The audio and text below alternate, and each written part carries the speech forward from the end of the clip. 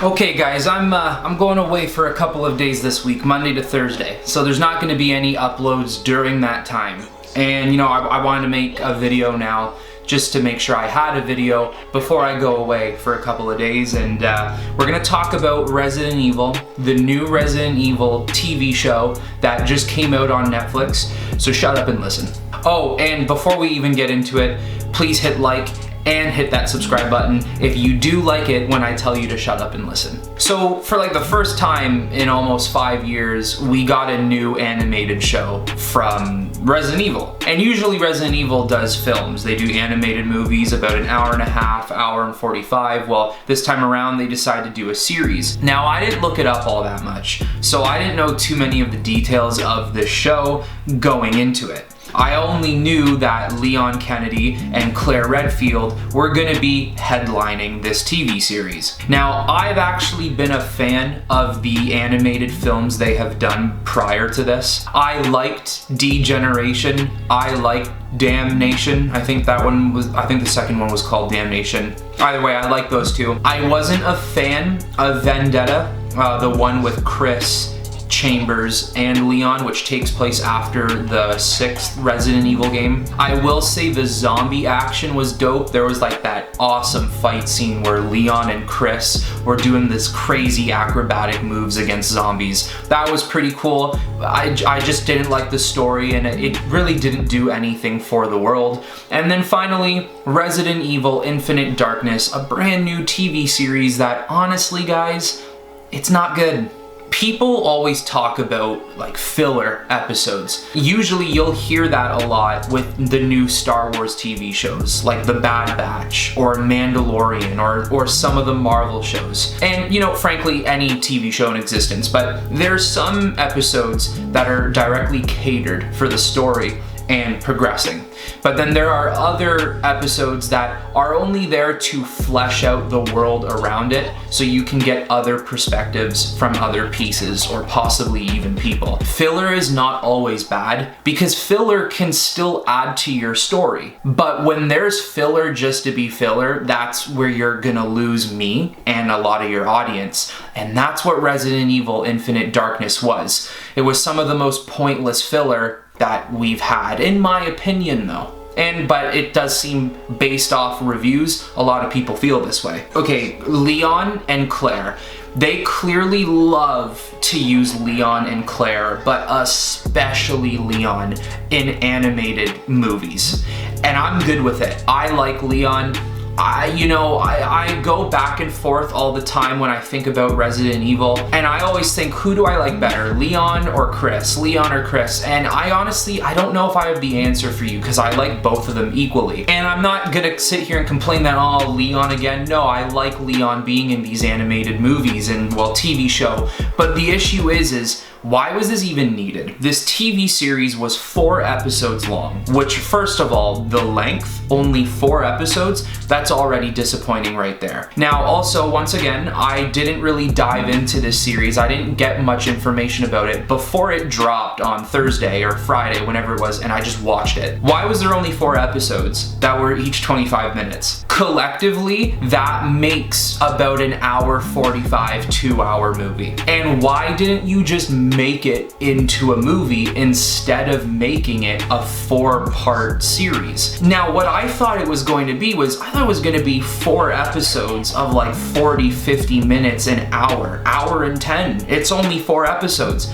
I thought this was going to be at least a 4-hour series. It was really disappointing, the length that this show was. I felt like I started watching it and I was immediately done. Like, I blinked my eyes, I'm like, oh, I'm done. And let's take in that Resident Evil is a hot commodity right now. It's one of the biggest gaming franchises in history, and honestly one of the biggest games right now, because Resident Evil 8 just came out and the reception for that game was great. I played it, I beat it, I fairly enjoyed it myself, And usually when I plan on playing a game a second time, that means I actually did really like it. And I do plan on playing Resident Evil 8 for a second time. And another thing with Resident Evil is they don't need to compete with anyone currently at the moment. When you want a good horror game, especially in the style and story of Resident Evil, there's no one on the market right now that can really compete with them, video game wise especially. And no, I'm not talking about movies, those crappy ones with Mila Jovovich. You know, I'm not talking about that garbage. That shouldn't even have Resident Evil in the name. It's a disgrace. Mainly the video games, the animated series and TV shows, and just the world around Resident Evil, the brand they've created, is not being beaten or matched up by anyone. So I'm thinking to myself, maybe they only did a 4-part series that were 25 minutes each because they realize they can pretty much just pump out whatever they want and no one is going to be competing with them, and they know no matter what, people are going to be watching them. Now let's get into the why that I even mentioned about Resident Evil being a hot commodity right now. Because after Resident Evil's massive success, you know, Resident Evil 2 and 3 being remade and their massive successes, the fact that next year we're probably getting a Resident Evil 4 remake, and then after that we're probably gonna get Code Veronica. Everything about Resident Evil is a success right now. So with Infinite Darkness coming out, not only would it be a success amongst viewers because people are just gonna wanna watch it, it has the Resident Evil title, it's got Leon Kennedy, and it's got Claire Redfield, but where does this take place in the story? Because that is something us Resident Evil fans always want to know, is Resident Evil is just primed off of their story, zombie killing fun, but what makes it so great is that their story is always changing. It's so compelling and there's always a new threat. And the answer for you is right after Resident Evil 4, this show takes place in 2006. So in the year 2000, the American military was in a Middle Eastern country called T.M.M, which I'm pretty sure is just made up for the show. And in T.M, they were testing bioterrorist weapons that would turn, well, you guessed it, people into zombies. What happened was a group of soldiers were attacked by zombies and bitten by zombies, and they were getting infected, and there was only one way to make sure they don't actually turn into zombies. They had to take like this antidote, but it wasn't a one-time thing. They had to use this antidote pretty often for the rest of their life, it would seem. So this wasn't sitting right with this particular military dude because he knew it was the Secretary of Defense for America who was privately and secretly using these bioterrorist attacks for his own gain. And then one of the soldiers who did get bit and essentially turned into a zombie, his sister worked for the US government as well, but she was like a coordinator, a strategist, and this one soldier dude and this one chick, they kind of like banded together and they wanted to overthrow the Secretary of Defense and show the world what he's actually been up to. So there's this like takedown on China that America is trying to do, like they're trying to spy on China or something like that. And Leon Kennedy is dispatched to the White House because he saved the president's daughter in Resident Evil 4. So the president has a close-knit relationship with Leon. So it's Leon, this military guy, this military chick, and another secret agent dude who are all banded together at the White House to essentially come together and fight the Chinese for whatever reason, because honestly I didn't really care and I don't even really remember. And while they're at the White House, there's a zombie outbreak and they have to take down some zombies, which they fairly easily do. So now the goal is, let's find the person who almost killed the president with a zombie outbreak in the White House. Now, on the other side of the coin, you have Claire. And Claire Redfield is in Panamstan, you know, helping with relief efforts, making sure people who are hungry or poor have homes and food and whatever else. While she's there, she meets this mute little boy who doesn't talk. He only sketches things. And on this sketch, he has this sketch of these soldiers from years ago being attacked by what looked like to be zombies. So Claire has to go back to Washington, D.C. to uncover this threat, just to find out that basically Leon on one side of the spectrum and Claire on the other are essentially solving the exact same threat, and it all leads into the middle of the Secretary of Defense for America. So like I said, you blink your eyes once and this show is done. That's how quick this show finished, and basically this show leads up to the point at the end where they do confront the Secretary of Defense. He kidnapped Claire, but the main military dude named Jason ends up being infected, and he's not taking his antidote that like keeps him from turning, so he just turns into this huge massive monster in this massive underground bioterrorist base where they're just testing on thousands of humans, whatever this zombie serum is. Leon and Claire have to stop Jason from essentially exposing to the world what the Secretary of Defense has done here. Now, the Secretary of Defense does get bit by Jason, and even though Jason is coherent as the big monster, Jason can still infect people.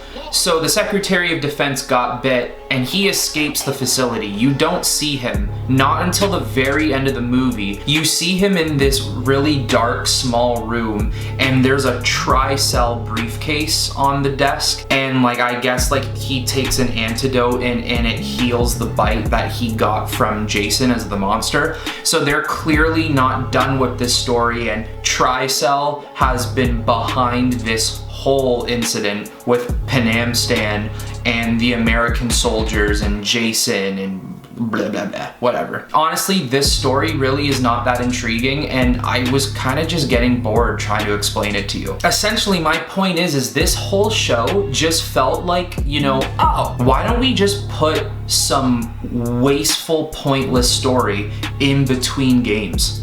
Why don't we just put something in between Resident Evils 4 and 5? Making prequels and, you know, stories of what has happened before in the past isn't always bad. The issue is when you make stories like this, it becomes, why have we never heard about this in the future games? Why has Leon never mentioned this incident in Resident Evil 6 or in the movie he was in with Chris? And you could argue to me like, yeah, well, it wasn't important. If it has nothing to do with their situation, why would he bring it up? I guess that's fair. But simply put, this TV show made it seem like the incident they were in was pretty big. The Secretary of Defense was using bioterrorism as a weapon, and that was never mentioned after Resident Evil 4 and moving forward. It just doesn't seem like it makes sense to me at all. Like, there's so many plot holes that it's like, why is this even made? You know, Resident Evil is moving into quite an interesting direction where you play as Ethan Winters. You're not even playing as like one of the main guys anymore. Well, I mean, spoiler alert, turn away or mute this for at least 10 seconds. You do play as Chris for a solid half hour or an hour in the newest game. Unmute, you're good. But now, you know, like, you don't really play as Chris or Leon anymore, or Claire, or Jill for that matter. My thing is why couldn't Resident Evil Infinite Darkness, why couldn't it have been a show based off of what was going on with Leon between Resident Evil 6 and 7? Or maybe Resident Evil 7 and 8? Or maybe just before Resident Evil 7? Where are those characters now? There's no way their characters are just done and not being dealt with. They're the heart of Resident Evil. I just think all in all, they really did fail on this new TV show. And it does look like they are planning a season 2 based off of how the show ended. But will it get a season 2 because of the reception it's getting? I'm sure money speaks louder than anything else possibly could, even if this show was getting 2s out of 10s or 1s out of 10s. I didn't care about this story enough to be like, I need a season 2. I would rather see where he is now, where Claire is now, where Jill Valentine is now. You haven't seen some of these characters since Resident Evil 5. or Resident Evil 4 or Resident Evil whatever. But, you know, overall everyone, I didn't really like it, and honestly, this wasn't necessarily a review video, but I will still give you my rating for the show. I give this show a 4 out of 10, and honestly, the more I think about it, I might even drop it lower than a 4. I might even make it a 3. You know what? I'm gonna make it a 3 out of 10, and it could drop further. But still, if you are a fan of Resident Evil like me, I still suggest giving it a shot, because you might like it much more than I did, or much more than a lot of people have been enjoying it so far, which is not enjoying it at all. But if you do choose that you want to stay up to date with the canon world of Resident Evil, and you do want to watch the show for yourself, it can be found on Netflix, and it is called Resident Evil Infinite Darkness. Alright guys, that is going to be the end for this video today. As I mentioned at the beginning of the video, I am going on a little bit of a vacation, so I probably will not be uploading until the Friday or possibly the Saturday. But until then, as always, I will talk to you all, you guessed it, very soon.